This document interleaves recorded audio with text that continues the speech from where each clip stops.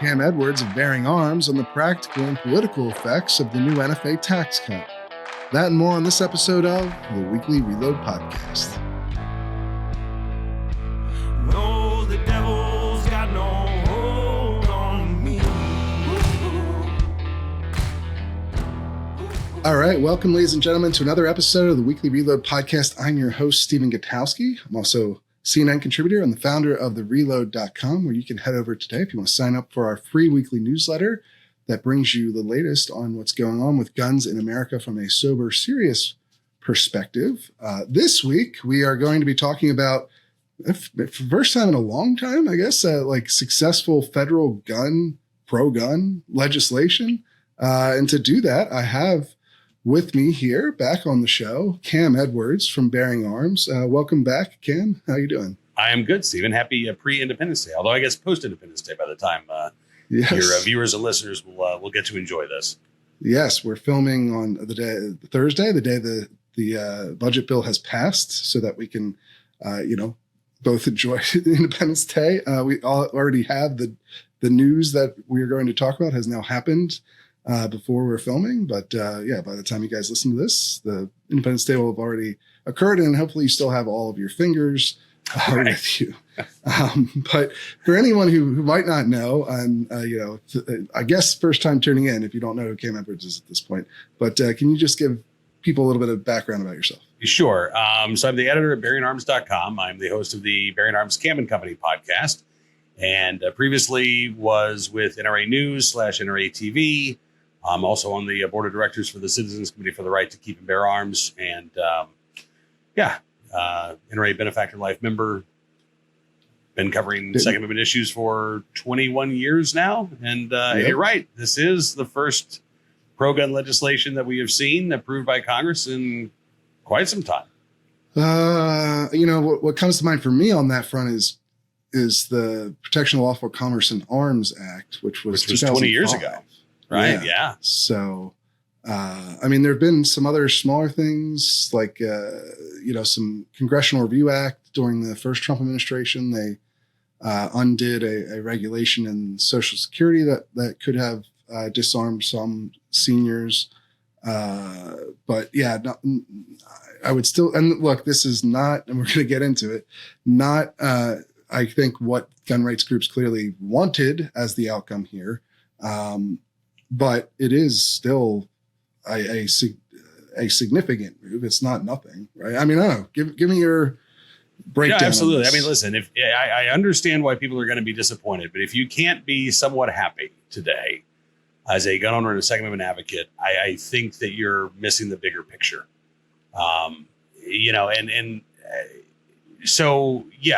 fact, what we actually saw approved by the House and Senate was better than what came out of the House. Right. So it wasn't as much as what came out of the Senate Finance Committee, sort of in between those two positions. Right. When the language came out of the House, it was zeroing out the taxes on suppressors. That was it. Right. And then the Senate Finance Committee comes out with this language. It's not only zeroing out the taxes on suppressors, it's zeroing out the taxes and registration on suppressors, short barrel firearms, any other weapons. And that was what the Second Amendment groups, and I think a lot of gun owners really, really wanted. Right. But that language had to survive the bird bath. Senate Parliamentarian Elizabeth McDonough nixed that language, said that I'll be honest with you, Stephen, I still don't get why the tax was incidental when it was the tax and registration. It's not an incidental tax when it's just zero out of the tax. I don't get it. I think that was a pretty politicized ruling by the parliamentarian. And we'll definitely get more detail into that for sure, because I think that's an interesting part of all this. So the compromise, the plan B that was offered was, okay, we'll drop the registration language, but we're going to keep the zeroed out taxes on suppressors, short barrel firearms, and any other weapons. And that's what is going to be signed into law.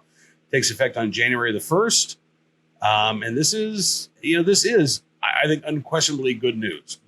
Whether this was everything we wanted or not, this is a big step forward. This is the first reform to either the Gun Control Act or the National Firearms Act since those laws were put on the books. I guess you could say FOPA maybe reformed the Gun Control Act a bit.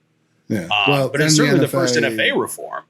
right? Well, FOPA added the first to loosen the NFA at all, certainly. Yeah, FOPA okay. added the ban on Reform, machine not gun restrict, registration. right? Yes. So, yeah. Yeah. So, from there, to me, honestly, and this is another thing we can talk about as well. Like it's almost, like I don't know, people don't want to accept the win here.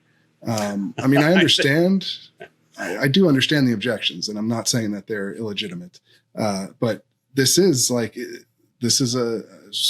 it's not nothing. Like it is substantial. It will almost certainly lead to a lot more silencers being sold in the United States, probably more short barrel, firearms and any other weapons, which, unless you're very into the NFA, you probably have no idea what that means.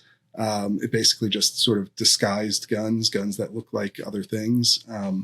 But the big thing here is silencers, of course, right? Because that's the most popular aspect of the NFA. Of things covered by the NFA, silencers make up the vast majority. There's millions of them, right, already.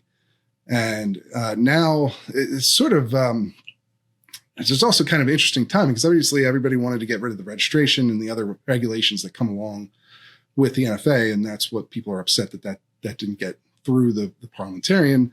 But the reason why generally is that obviously the NFA has a well-earned reputation of the registration process taking forever. Now there's other, you can have an objection just because you don't want to have to register your guns for philosophical purposes, but the big practical concern of it was it used to take 9 months, over a year, maybe a year and a half in some cases to register an NFA item. And we've actually seen a huge improvement in that recently. So with the tax cut now down to zero, I mean, the barrier to buying one of these is so much lower than it was 2 or 3 years ago, even. Yeah, absolutely. I guess there's some concern about whether or not these wait times are going to increase. A, because Sure. you're going to have a surge of people buying. B, we've seen the budget request for the ATF, $400 million slashed, $1.6 billion out of $1.2 billion.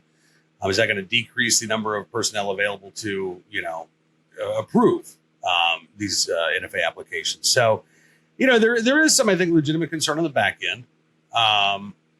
But, you talk about that attitude of just not wanting to celebrate a win, right? And I think I see that myself. And I think part of it is social media runs on outrage. It doesn't run on enthusiasm or happiness or joy, right? It runs on anger and I'm going to be pissed. What am I going to be pissed about today, right? So I think online and on social media, yeah, you're definitely seeing a lot more of this isn't everything we wanted, so it sucks, right? That kind of attitude. I bet, though, if you go to gun stores this weekend and you start asking people, hey, what do you think? I think you're going to see just more of that excitement, right? And again, this was a budget negotiation, right? We saw the House hold these votes open for hours at a time. Not because of the SB or the NFA language, right? Because of other issues. So you could argue that nobody's probably 100% satisfied with what came out of the One Big Beautiful Bill, right? That's what happens when you have budget negotiations. I know that there was... Especially the way that Congress runs these days. That's exactly. generally how this works. And I don't know when you want to get into the strategy or the lobbying efforts, particularly after the Senate Parliamentarian ruled the Finance Committee's language out of order.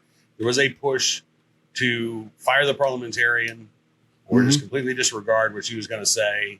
Yeah, and, overrule, yeah. I don't think that was ever going to happen. I mean, I don't know. No. I just don't think that was going to happen. I don't know. I don't think it hurt anything. Well, and I do want to get into that, like some of the strategy stuff. But first, I just want to wrap up this idea that to you, and I think to me as well, like just from an analyst point of view, at the very least, like this is a win as far as the past. And it's a little weird to me that you'd even have to have the conversation with this being a win.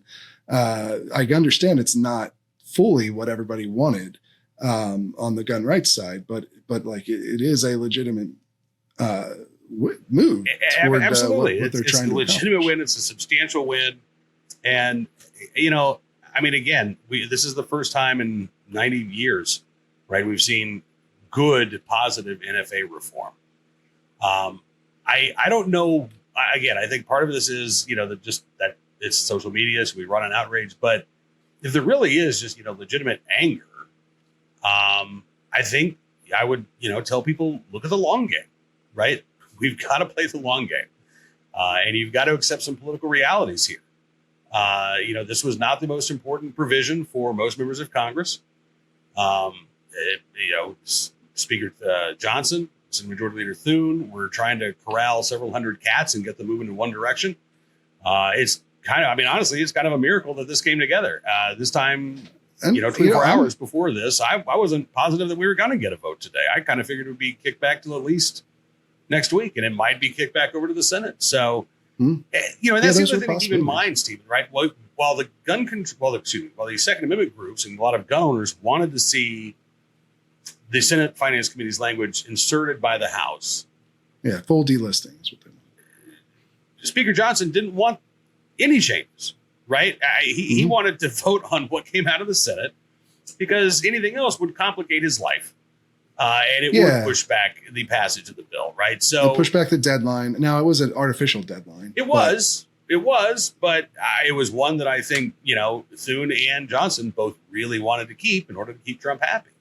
Yeah, and in order to move bill, like these kind of giant bills, the other hand, like, yes, Trump wants to have a 4th of July signing thing, and I'm sure that he legitimately does want that. But I would bet that Thune and Johnson even more wanted this to get done as fast as possible, because the big catch with these big giant bills is that the longer they linger, the more things get spotlighted as controversial and the harder they are to pass. And so there's a real incentive to move quickly. Exactly. If you slow that momentum down, right, it does be right. The coalitions can fracture. You get pressure points put on various, members of Congress, as Second Amendment groups are doing. That was one example of that. So, yes, there are pragmatic reasons why the push to amend the bill in the House and disregard what the parliamentarian had to say, politically pragmatic reasons why that was not something that either the Speaker or Senate Majority Leader wanted to do. And I do want to get more into that, but just finishing up the potential impacts of this. One thing that, I spoke with a number of GOP staffers, and at least one of them, throughout this process, and at least one of them was saying that the tax cut itself might actually make the law more vulnerable in court, because you're paying it is obviously a very strange formulation now to have a $0 tax, and you have to pay this $0 tax, and you have to prove you paid the $0 tax, or else you could go to prison for 10 years. Right. Like it stretches this logic of the Congress's taxing authority if the tax is going to be $0. And so maybe that makes it more vulnerable in court. And I guess we're going to find out, because we had two different groups of, gun groups and companies come together and announce their own lawsuits in the wake of this bill passing. You have GOA with Silencer Shop and FRAC and B&T, and then you have the NRA and American Suppressor Association and the Firearms Policy Coalition and SAF separately filing, I guess, what I presumably will be very similar lawsuits. They haven't announced the details yet. They just both announced they're going to file lawsuits. Do you think that's a legitimate potential outcome from how are you viewing this? Do you think it will actually, is that a real benefit of this passage, this text? Will it really make the law more vulnerable, or is this a bit of a... Yeah, I think it does. And I think it does in a couple of different ways. As you say, with the taxes zeroed out, I spoke to Representative Andrew Clyde back when the House Rules Committee was putting together the language. And as he explained it, the registration is not necessarily a registration of the suppressor that you purchased. It is a registration that you paid the tax, right? It's an acknowledgement that, okay, you've paid this tax, you're good to go. So as you say, if the tax is zeroed out, but you can go to prison if you don't document the fact that you've paid this $0 tax, I think there is a very strong argument that the registration requirement needs to go away at the very least, because how can you comply with that at this point, right? But I think the other aspect of this is, and you brought this up earlier, right? We expect that there are going to be a lot of suppressors sold. We expect that there'll be a lot of short-barreled firearms sold as a result of this. I think you can make the case that suppressors are already in common use.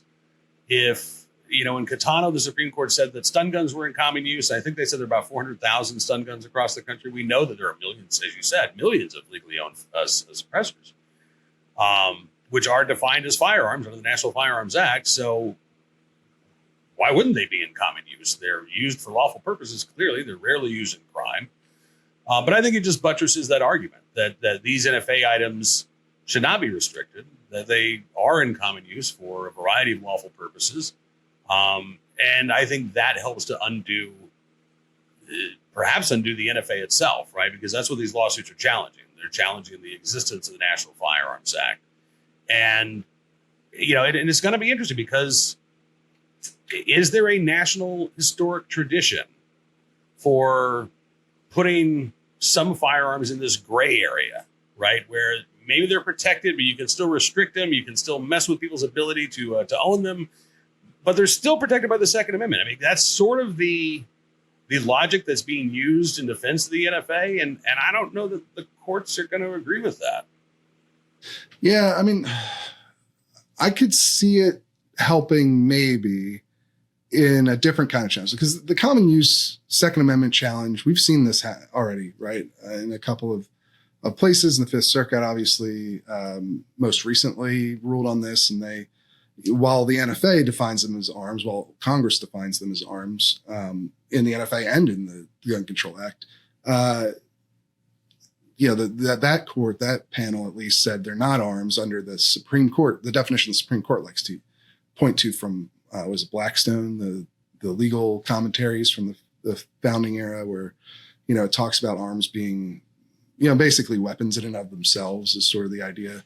And so I don't know if it helps with that, but I do wonder if it helps with a challenge to the authority under which this law was upheld way back in 1937. Right, there was a Supreme Court case. Not Miller, but there was another case that dealt with the tax aspect, and they ruled, it's part of the taxing power of Congress. Well, I mean, does Congress have how far does that power extend? Can they tax $0? And that's why I wonder if this gives an advantage. Although I will note that there already are sort of $0 transfers that were possible under the NFA. Some transfers, like to gunsmiths, temporary transfers, could be done without, where you would file a form, but you're paying a $0 tax in that case. So I don't know. It'll be interesting to see, because I do wonder, if you get into court and the government is like, well, this is part of our taxing authority, and as a federal judge sitting there, but you're taxing $0. It's not really a tax anymore, is it? Well, right, and so. I mean, that you bring up another interesting aspect is what will the DOJ do with these lawsuits? Yeah, that too. With the Fifth Circuit case, and that's a weird one, right? Because you had this 3-judge panel come out and say suppressors aren't protected by the Second Amendment. This guy's conviction should stand. DOJ came back and basically said, hey, we don't disagree with your decision, but we disagree with how you reached your conclusion. And we think that you should pull back your opinion, maybe rethink this, which the panel has done, right? Mm-hmm. But in that same brief, the DOJ talked about the $200 tax being reasonable. Right. They defended the $200 tax. They did. Obviously, Second Amendment groups and gun owners do not want to see the DOJ continue to defend this tax. And so I think it's going to be really interesting to see what the Trump Department of Justice does here.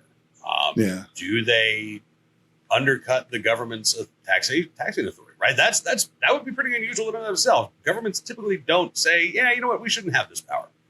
And that's essentially what we would like to see happen here. Right. So I think it's going to be really interesting. We know these lawsuits are going to be filed. We don't know where exactly, if they're going to be in the same circuit, if they're going to be in different, courts of appeals. But I'm really curious to see what the DOJ's reply brief is going to look like. Yeah, I think they will be fascinating. I do wonder if the law has changed enough. Like, does making the tax $0 change the legal arguments that are going to be, or the reasoning that a judge is going to put to these cases? That's what I'm going to be wondering as we go through this. But I'm not I don't know if it really changes things or not. I can see the logic of it. I just have no idea how a judge will react once it gets there, but it will be fascinating to watch. A lot of it's probably going to depend on what judge we're talking about. Yeah. Right. So, and these groups know that, right? They're not dumb. They know where to file. Although, as we just mentioned, that the place to usually file would be the Fifth Circuit, because has the reputation for being the most conservative, and I just had a negative outcome. It wasn't the gun rights groups, to be fair. That was a criminal case. But yeah, actually, I think FPC was supporting Caleb Reese. Okay. I think they did have some involvement in that. Right, but it wasn't like what these suits are going to be like, right? Because that's a criminal this was case U.S. versus Reese, and yeah. So there'll be some difference there, but either way, presumably the same logic, and that's just a panel, so it wasn't the full court necessarily. So we don't have, the full court might have a different view of silencers than that panel did, but that all remains. And as you mentioned, we just did a whole podcast on this, right, with Gabriel Mailer on what the heck is going on there. What are they likely to do? We still don't know what that panel is actually going to do when they reissue their opinion, or even I suppose they could even redo a whole oral arguments and everything if they wanted to. Yes. They haven't said anything to that end, but and maybe they'll even take this into consideration when they reissue their opinion. I don't know. We'll have to wait and see on that one, but I do think the cases will be fascinating to watch. That's for sure. Because and again, like, we haven't seen. You don't get a lot of federal law change on gun laws. We had, Biden had the Bipartisan Safer Communities Act, which made changes to federal gun law. The first new prohibited person category in a long time. And before that, it would have been, I think you'd have to go back to the Protection of Lawful Commerce and Arms Act again, back in 2005. So it's just getting federal gun laws passed at all is not a common thing. It is. It is not. And again, I mean, we'll see what happens. I know you wrote about this at the Reload. The flip side of this is we know that the next time Democrats are in charge of writing a budget or a reconciliation bill, they're going to try to raise the taxes on these items, right? They may even try to put some new items on the NFA under a reconciliation. And so there's that to watch out for as well, right? And I think that's one of the reasons why there's a little bit of urgency here in filing these lawsuits against the constitutionality of the NFA, is because this could be weaponized against us in just a couple of years if the NFA is still intact. Yeah, well, let's start there, because I think that's maybe an easier question to answer before we get into some of the other political strategy stuff. That is a risk, right? That's a realistic thing that probably will happen down the line, is now that you've done this through reconciliation, now that you've cut the NFA taxes through reconciliation, turnabout is fair game. That's how DC works. It will almost certainly be brought up the next time Democrats have the opportunity to do the same thing. Now, when that will be, you only get these reconciliation bills when one party has total control of Congress and the presidency. Really, like the last one was 2021, and the last one before that was 2017. So it's, we're not going to get one in 2026. The next possible would be 2029, right? But that is a real thing. That is a real risk of doing it this way. And Democrats, you already saw this in the House rules markup the first time around. You had Democrats saying, well, we should why are we cutting this tax? We should be raising it. Right. We should be tripling it.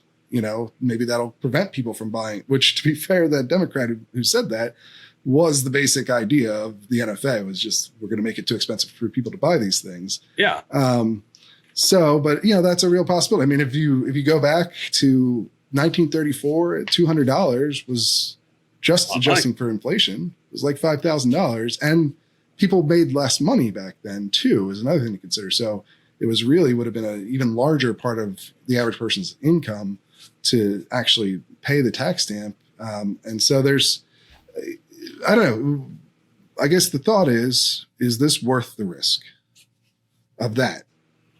Well, I mean, listen, I think so, because there's nothing that would have stopped Democrats from doing this, even if Republicans hadn't taken this step, right? Sure. We know that gun control groups have been advocating to try to put AR-15s, for example, on the NFA and not through any vote in Congress, but just by an ATF rule change that these are easily convertible, readily convertible, so they should be under the NFA anyway.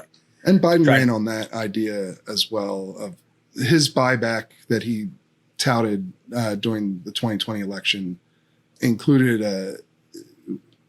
a provision where they would have been allowed to be registered on the AR, either turn in your ARs and other so-called assault weapons, or you register them under the NFA. So they've been not eyeing like the a brand new NFA idea for a while, right? And so I don't think this hurts anything. I think you could argue that was a preemptive action, if anything else. I got to say, like, I would have loved, in the short term, I would have loved to have seen the Senate Finance Committee's language make it into the bill. But there was a part of me that was concerned that, okay, if you can, essentially rewrite the NFA through reconciliation. Yeah. Does that open the door to not only upping the taxes, maybe adding, to the registration requirements, but even putting items like the AR-15 onto the NFA as a restricted arm? And it's kind of an even bigger risk, I guess. Right. If you can take them off through reconciliation, you can probably add other things onto it through reconciliation. So, my thought is that I don't feel I'm not as concerned about that with the parliamentarians ruling. I think that would be arguably an even bigger step than zeroing out taxes and registration requirements. So, that's one, I guess, silver lining if you're looking for one, and why we didn't get everything we wanted. I think it also serves as a check on Democrats going forward. So, yeah, that's the idea, at least. I mean, that's your sort of basic argument against overruling the parliamentarian or firing her based on this outcome. What goes around comes around, right? I mean, that's that's ultimately the math. That's how Congress works. Keeps some of those rules in place. Yeah. Yeah, I mean, because and look, I don't. I've talked to Costas Moros, the gun rights lawyer out in California, who has a very strong view that they should just do it. They should overrule the parliamentarian or fire her, and essentially, and understanding the consequences of that. One thing I want that does bother me is when people aren't informed about what this means, what it would cause, and why the Republican leadership wasn't on board with it, right? Because, there's a lot of people who say, well, they can do it. They could overrule her. They don't need, there's nothing in the Constitution that says the parliamentarian gets to make these decisions and the Congress has to abide by it. The same thing for the filibuster generally. There's nothing in the Constitution that requires the legislative filibuster. And it wasn't always there, right? It is now a very pretty long tradition, but it wasn't always there from the very beginning. And so, I get these arguments that come in. But I just, what I'm trying to do especially with my writing on this stuff is just make sure people understand where this is all at. And, one, that this was always a likely outcome, that this wouldn't make it through the parliamentarian. That's why it wasn't initially included in the Ways and Means Committee, the House Ways and Means Committee's language. They didn't think it would make it through the parliamentarian. They ended up being right. Well, they also, I think, they wanted a unanimous vote coming out of the Rules Committee in the House. And there were also political with that language. Yeah, there were political considerations to it as well. Yeah. And that's the thing that I have the utmost respect for Costas Moros. He's one of those must follows on social media. Oh yeah, he's been on the show a number of times and written for us as well. But having said that, if you're unwilling to consider the political angle to all of this, then you don't have a serious opinion about it. And that's because the thing politicians are going to be political about these things. And if you don't Right. take that into consideration, you cannot be an effective lobbyist. You cannot be an effective analyst, because that's a huge part of what's going on here in DC every single day. Yeah. And I want to be clear, especially for Costas' sake. He is somebody who I think understands the implication of what overruling the parliamentarian or firing her in the middle of reconciliation would amount to, which is essentially the elimination of the filibuster. Because if you overrule the parliamentarian for a political reason during reconciliation, just because you want to get other things in your 50 vote budget bill, the other side is going to do the same thing when they get power. And then you're essentially, you can make an argument that anything has a budgetary impact, right? Anything you do. Yeah. And that's supposed to be the whole purpose of the Byrd rule and the Byrd bath and the parliamentarians' decisions, is to keep out stuff that is not primarily, where the impact is not primarily budgetary, where the goal is not primarily budgetary. And now you could, as you raised earlier, like you could make the argument that she made the wrong decision.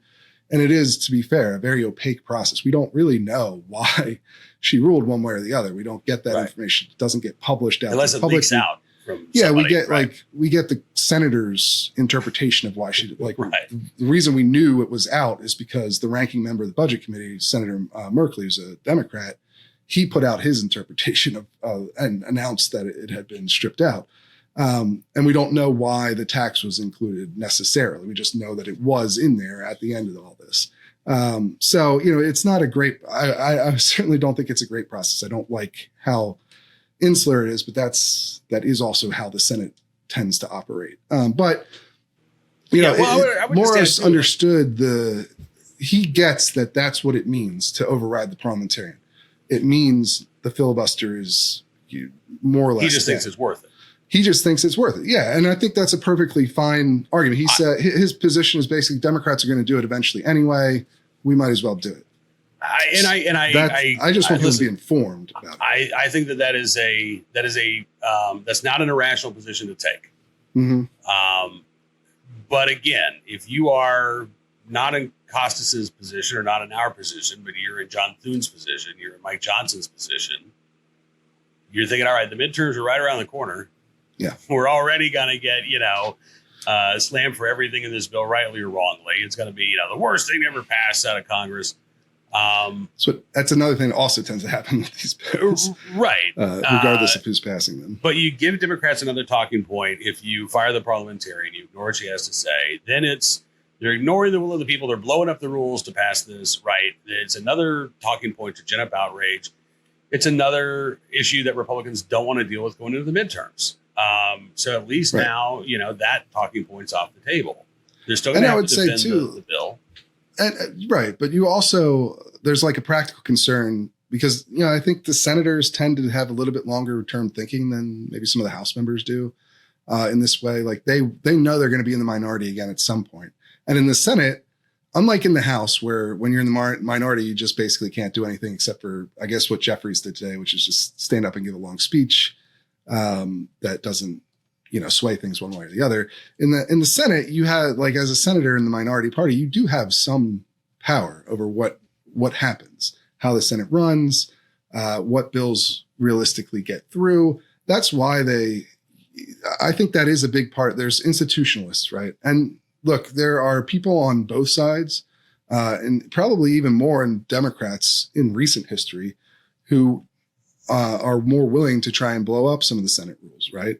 But I think even within the Democratic Party, there are still enough institutionalists, you might call them, people who want to keep the minority protections in place, the rules in place, to stop stuff like blowing up nuking the parliamentarian or nuking the filibuster, because it has real legitimate political benefits for you down the line next time you're in the minority.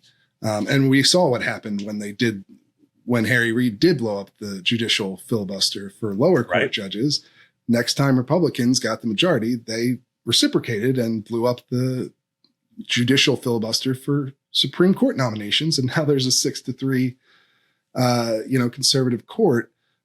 And I think a lot of senators regardless of which side of the aisle on, not all of them certainly, but a lot of them don't necessarily want to go down that path further. And that's the counter argument. Like you have the Costas position of it's going to happen. We might as well be the ones that do it. And then you have the other where it's like, it didn't happen when Democrats had the opportunity last time. You know, we think there's enough institutionalists for it to hold next time around too.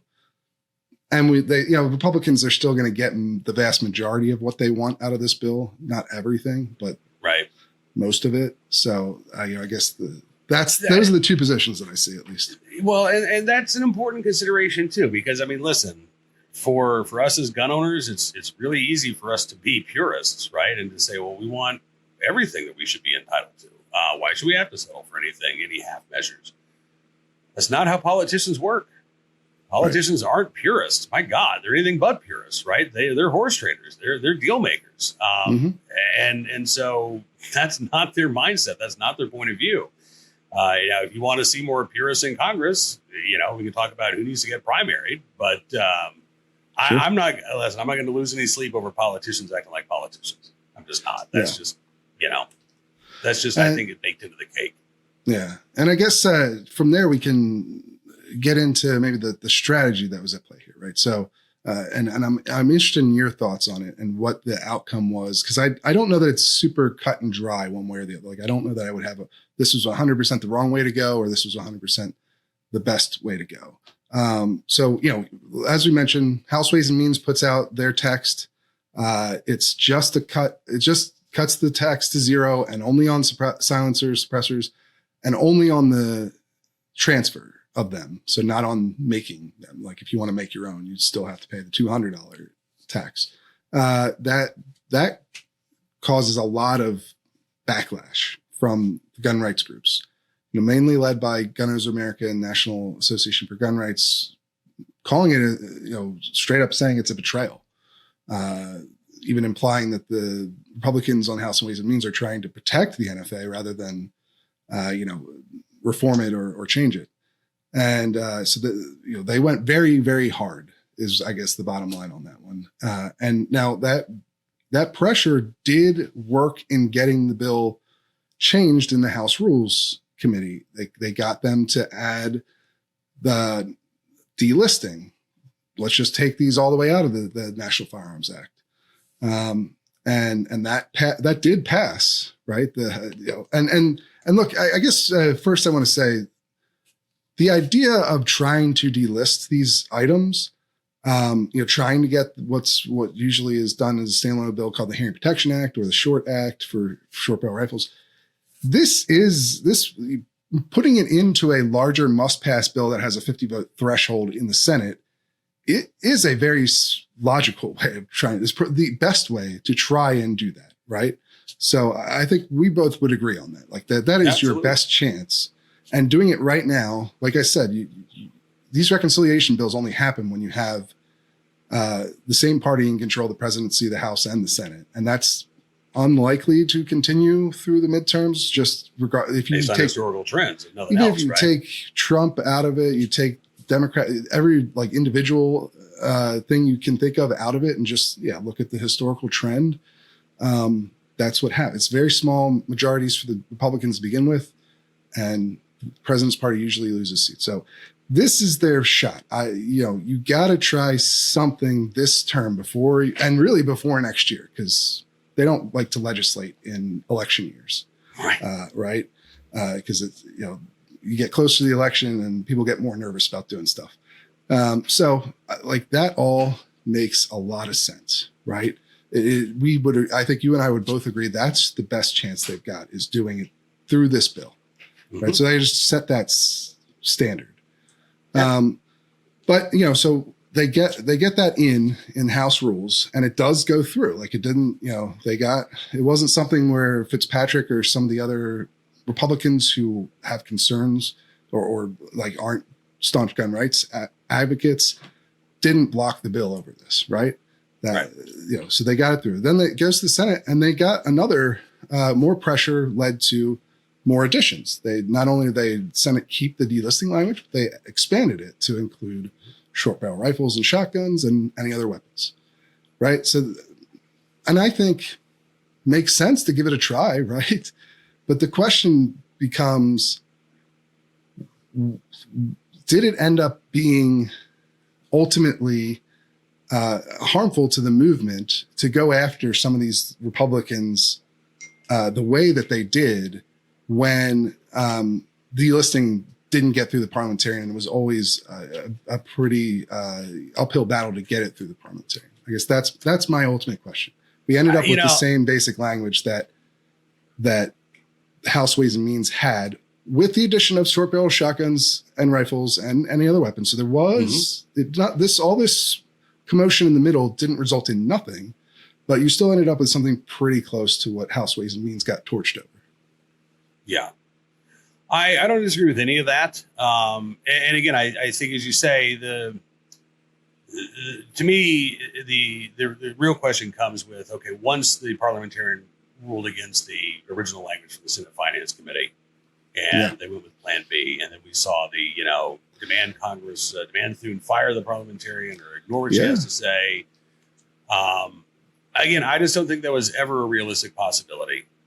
And in fact, at one point, Donald Trump came out and said they should ignore the parliamentarian. And, Trump and the Second Amendment groups were on the same page for about 5 hours. And then it became clear that Trump really wanted to get a bill to his desk by July the 4th. Like, that was his priority.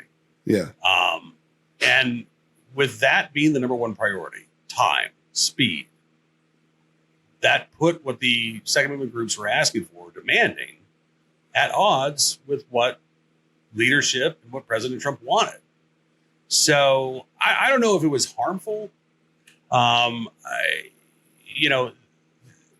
Groups have to be seen as fighting for the rights of gun owners, because otherwise, why would gun owners support them, right? So from the perspective of GOA or National Association of Gun Rights, it's logical to demand that we get as strong a bill as possible, even if that means, nuking the parliamentarian. Sure. From their perspective, that was a logical position to take. I just don't think it was a realistic possibility. Yeah, but don't you think that makes them I think ineffective? it's very difficult to explain to your members, hey, this is why we're not going to advocate for as strong a bill as possible, because we just don't think it's a realistic possibility, right? If you're a Second Amendment organization, yeah, absolutely shoot for the moon, because as you say, this is the best chance you have. Yeah. And again, I guess it comes down to how thin a skin some of these politicians are going to have. Yeah. Or do they just say, yeah, we understand what was going on here. You guys had to do what you had to do, and we had to do what we had to do, and let's shake hands and, move on. I don't know. The real question is going to be, so is GOA going to score that? And how do you score that, right? Do you knock Thune down a grade or two because he wouldn't fire the parliamentarian? Do you knock down Mike Johnson a grade or two because he wouldn't allow for Andrew Clyde's floor amendment, right? I don't know how you do that. But I suspect that that's going to be water under the bridge going forward. I don't think it's going to be a huge roadblock or barrier or cause a lot of harm to pro-Second Amendment lobbying. Yeah, I guess I'm just kind of not sure how to rate all this from the outside. One other than just like people should follow independent media outlets like you and I to assess what is realistic to happen in these bills, because advocacy groups do not always make that their top priority. They're, like you said, they're trying to push for the maximum pressure that they can apply. I do wonder, like, if blowing up guys like Christoph in the House is going to make them hesitant to try and. My understanding is he went about this of his own accord to start the process of trying to get this in to reconciliation, and he got really torched over it. Like, to me, I definitely get the idea of trying delisting. Like, you might as well try it, right? If you can get Republicans on board with giving it a go, as we established earlier, like, that makes sense to try. At least I think it's, if you're out there telling everybody it's a sure thing, or firing the parliamentarian is like is something you're going to advocate for when it's clearly not going to happen. I do want, like, how effective are you being, and how much is that going to harm your perceived influence on the Hill? I don't know. I honestly don't know. Well, and is it the perceived influence on the Hill, or is it the perceived influence on gun owners? Right. I mean, because I think that's the other concern. If you're demanding that gun owners, contact Congress and demand that they do this, and then Congress doesn't. Yeah. What does that say about your power and influence on Capitol Hill? Does it say anything at all? Again, is this just, especially after you seem to have actually made it? Like I said, there is a difference from that Ways and Means bill to the final text. Yes. So there was some actual influence, and they did get them to try the delisting. So they had influence, and then now it's being like they have to kind of. I feel like it's going to be perceived by a lot of the supporters of these groups as a big loss. I mean, you certainly seen people say that on social media at the very least. Yeah, and you're right. And maybe because of the way this was framed, that's going to lead people to think that this was a loss. But what I would tell those folks is, I think what we saw is there is power to lobby Congress. Up to a point, right? And so as long as this wasn't at odds with the primary goal of the bill, then the pressure worked. And Republicans responded to that pressure. Okay, we want to help you guys out because we want to stay on your good side. Yeah. But when it got to the point of, it's not just the gun groups, right? There were so many different organizations who were annoyed or aggravated or disappointed or angry about what the language that was approved by the Senate. It wasn't just the Second Amendment organizations. But at that point, those considerations were not as important to leadership and President Trump as getting something signed into laws on July the 4th. And at that point it was, what can we do to get to 217 in the House? What do we have to do? And that was Mike Johnson's primary concern. He did not want to have floor amendments. He did not want to make this more convoluted, more chaotic, open up the possibility of people dropping off because of what got added on. We were asking him to make his life more difficult. Oh, yeah. And I just don't think that was going to happen. No, I thought it was very clear that wasn't going to happen from the jump. But so, I mean, I think it's an open question. I'm not in a leadership position of any of these groups. As I mentioned, I'm an unpaid board member for the Citizens Committee for the Right to Keep and Bear Arms. So, I'm not going to second guess the strategic decisions of some of these Second Amendment organizations and whether or not it, hurt their credibility, either on Capitol Hill or with gun owners. And I will say too, first of all, this happens every time there's a reconciliation bill. The last 3 reconciliation bills, you've had people call for the firing of the parliamentarian.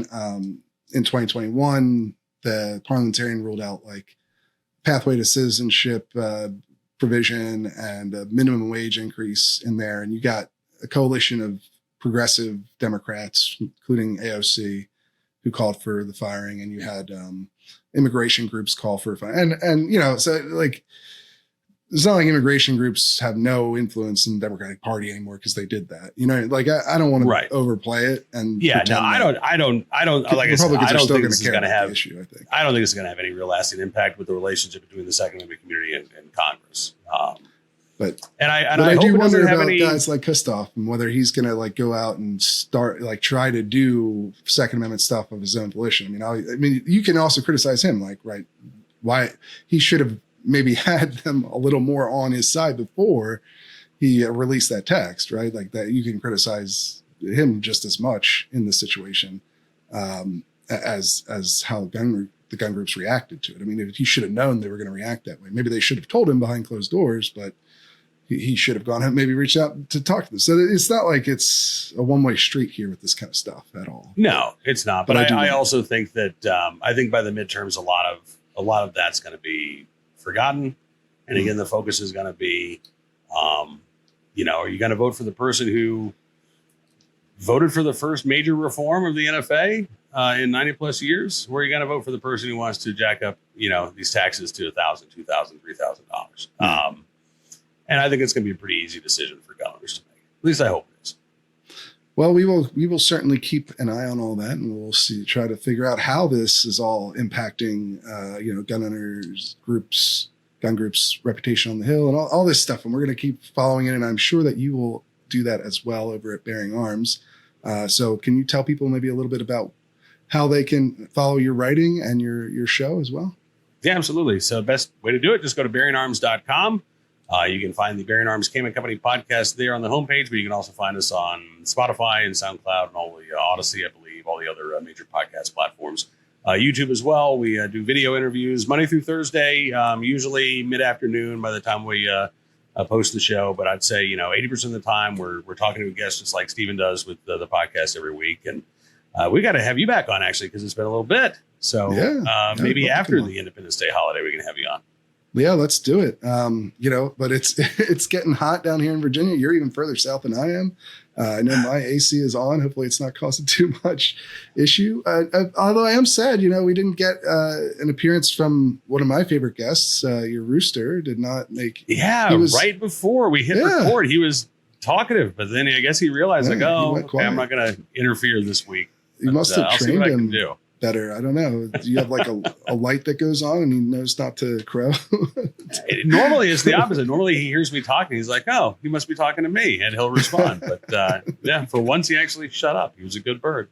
All right. Well, hey, appreciate you doing this, coming on, giving your input and your insight, and encourage people to go check out Cam & Company as well.